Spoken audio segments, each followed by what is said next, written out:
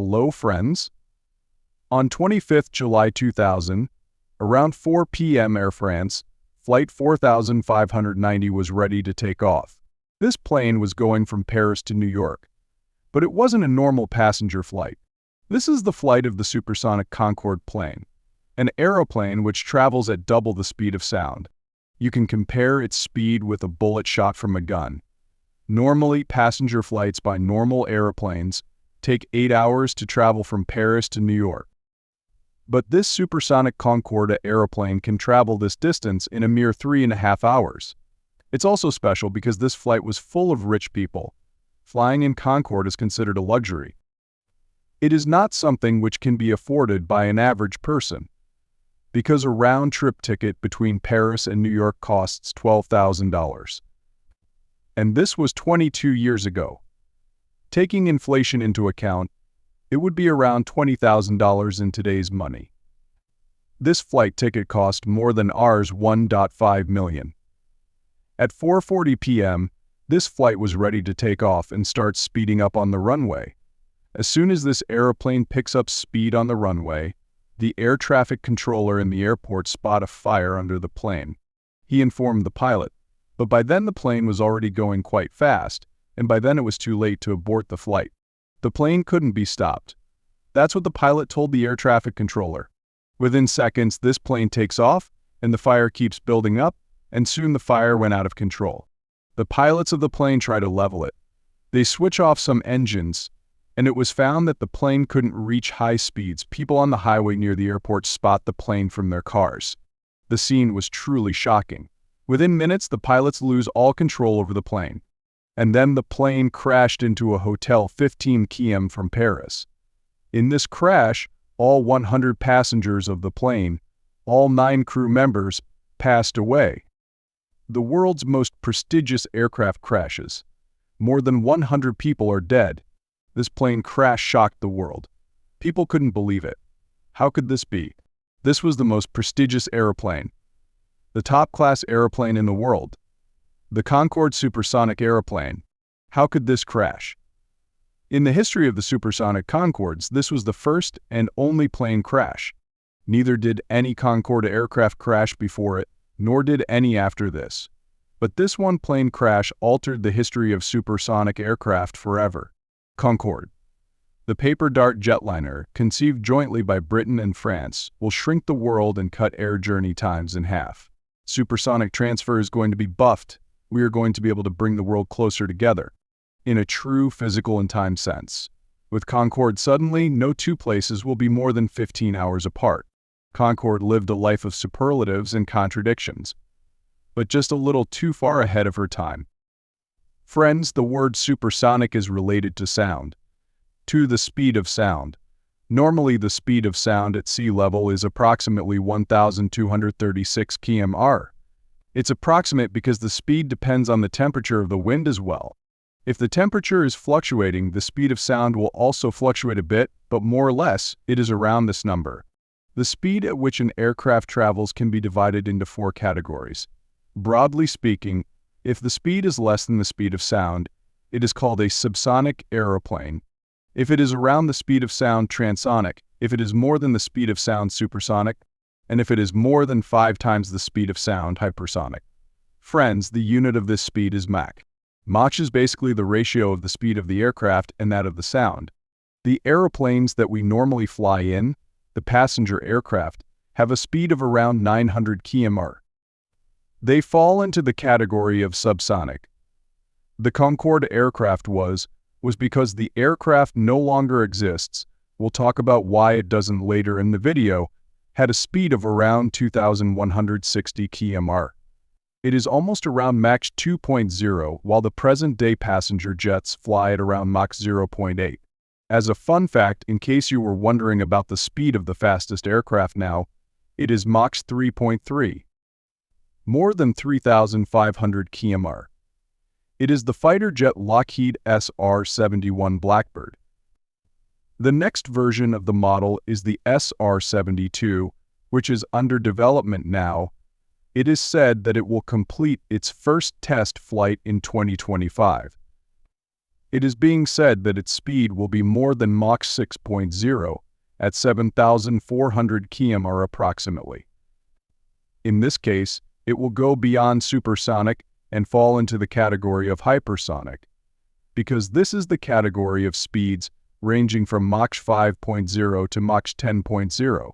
Friends, do you know what is the most interesting thing about supersonic aircraft? Whenever these airplanes fly, a sonic boom is generated. The planes fly faster than sound. The sound waves around normal passenger jets curve like this, but the supersonic speed is so fast that the sound waves begin overlapping with each other. Due to this, a sharp sound similar to thunder is produced, as if there's a huge explosion. This is known as the sonic boom. If you are standing under a passing supersonic airplane, you will be able to hear this sonic boom. You can compare this to bursting a balloon with a pin. The pressure of the air inside is released in an instant, which causes the loud bursting noise. The same thing happens on a bigger scale with supersonic airplanes. Many people confuse this with vapor clouds, such as in this photo, the cloud forming around the flying aircraft. These vapor clouds do form around supersonic airplanes, but they may even form around transonic aircraft. This phenomenon occurs when the transonic airplane flies through moist air. When there is a lot of humidity in the air pressure drops rapidly around the wings, and there is a drop in the temperature as well. The moisture in the air converts into a cloud. We can often spot this cloud vapor effect when an aeroplane breaches the sound barrier. But it is not the only scenario when it happens. Supersonic flights have an interesting history. You might think that it is a newly discovered technology, but actually humans had broken the supersonic barrier in 1947. Cracking the sound barrier in the X-1 marked another milestone in aviation history. On October 14, 1947, Major Charles Yeager of the U.S. Air Force became the first pilot to fly an aeroplane at supersonic speeds. He achieved this feat above the Mojave Desert in America. After this, big businessmen and commercial airlines became interested in supersonic aircraft. They questioned why were the supersonic aircraft reserved for military purposes. They wanted to build similar flights for normal passengers, one that could travel at supersonic speeds. A lot of work was put into it for about 10 years. But in the early 1960s, in the midst of the Cold War between the US and the Soviet Union, the aerospace industry in the US diverted its focus towards space. They were more interested in landing on the moon and developing spacecraft in comparison to airplanes. The developments in the supersonic sector shifted to Europe. France and Britain came together to sign a multi-billion-dollar deal for research. Britain and France joined forces on the project. In 1962, a formal agreement was signed between both nations to bring Concorde into being. This one project can make both nations Europe's largest technological enterprise. On 29 November 1962, both governments presented the Concorde Agreement to the world.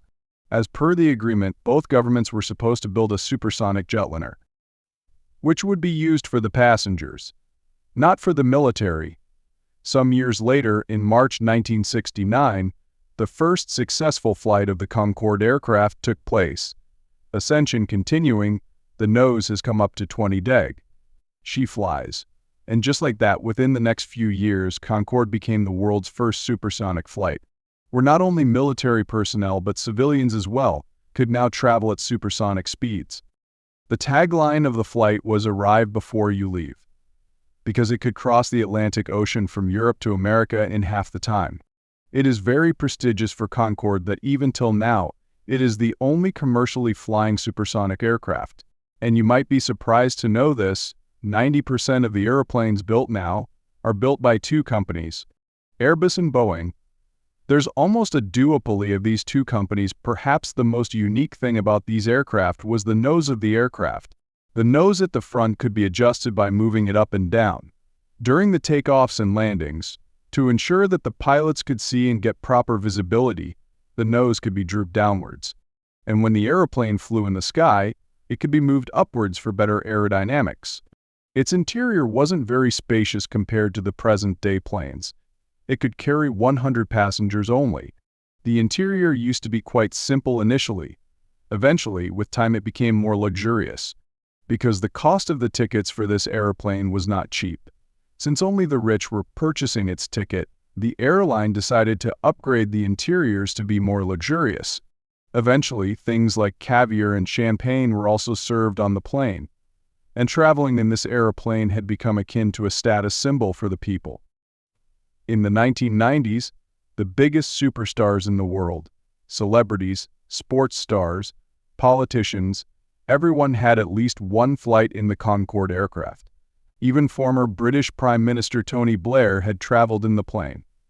During its illustrious career, Concorde had an amazing safety record. There were no problems with these flights. In more than 25 years of this plane being flown, there weren't any plane crashes. Safety was a priority here. It included luxury as well, but all of it changed on 25 July 2000. Air France Flight 4590 crashed near Paris. I talked about it at the beginning of this video. All 109 people present in the plane perished in this crash. After the investigation, it was revealed that the plane that had taken off from the runway before this had left behind 17-inch metal bit on the runway. And when this Air France flight got on the runway to take off, the small bit of the metal struck its tire, slashing the tire. Though the tire wasn't punctured, the small bits of the tire lit the underside of the left wing of the plane at high speed. This created a high-pressure shock wave. Due to this, the fuel tank burst. The plane hadn't even taken off, that the fuel had started leaking. And because there's a lot of heat there, the plane's wheels have a high RPM, and the engine was running as well. The heat from all of that caused a spark in this fuel. The air traffic controller noticed this fire catching on, but it was quite late by then. The plane couldn't be stopped anymore. The plane took off and the fire kept spreading rapidly. The pilots of the plane couldn't get the fire under control. They tried to turn off the engine, the plane started slowing down, and eventually it crashed into a hotel.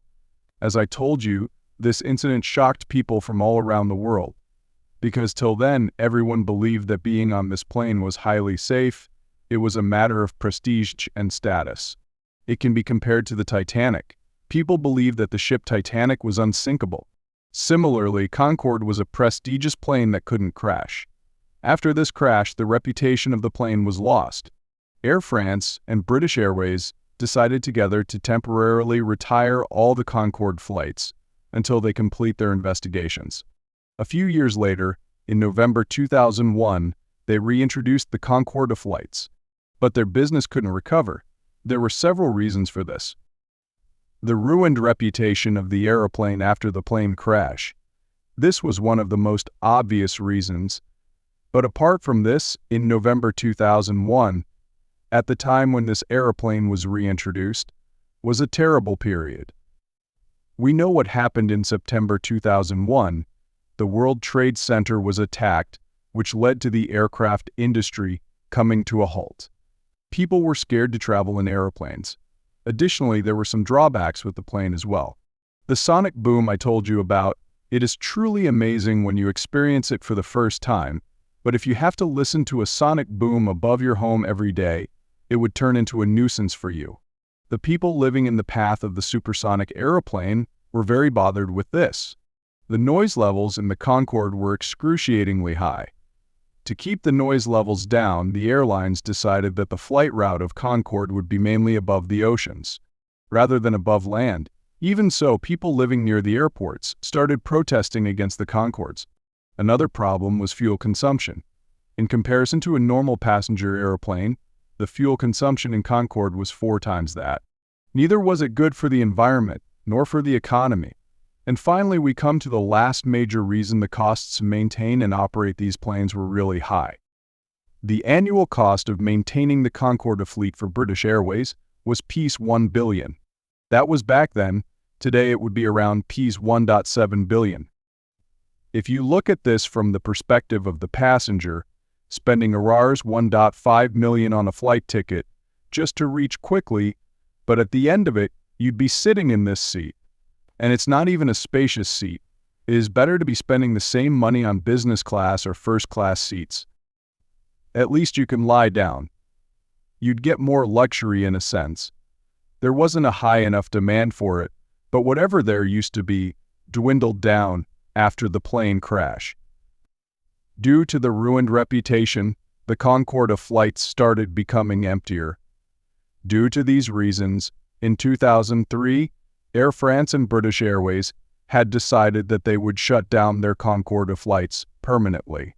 On 24 October 2003, the last commercial Concorde flight took off. It was the last supersonic flight in history. Today, almost after 20 years, no supersonic commercial flights exist. Normally, when we talk about any topic in any sector, we see technology progressing. But this is one of the rare spots where technology has regressed. Logically, you might wonder how this came to be.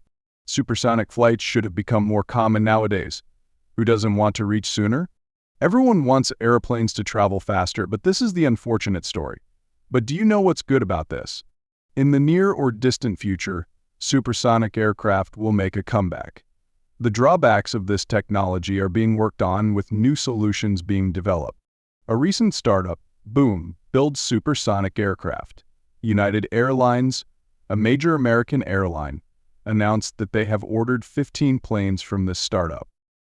The planes would travel at the speed of Mach 1.7. They have named it the Overture aircraft. If this deal is successful, and everything goes as planned, you will see these aeroplanes back on the runway in 2029. 2029 might be the year when we'd be able to get on a supersonic aircraft once again. Environmental damage was one of the most significant negative points. To counter that, the company has claimed that they would use only sustainable aviation fuel, the ones made up of biodegradable materials. They also said that the aircraft they're building is being manufactured using net zero carbon emissions methods. No extra carbon dioxide is produced in this process. Keeping the environmental impact so low to make it economically feasible and to develop the technology with time is not going to be easy. Interestingly, even if the Overture aircraft are launched in 2029, its speed will still be less than that of the Concorde. They'd fly at Mach 1.7 in comparison to the Mach 2.0 at which the Concorde used to fly. Even after this, Concorde would remain the fast passenger jet. But even at this speed, one of the direct benefits will be that the flights from Dubai to Singapore, which take 7 hours nowadays, would take only 4 hours in these aeroplanes. If you think it was an interesting video, you can watch my other aeroplane-related videos in which I talk about the other aeroplane mysteries. Do click on this playlist.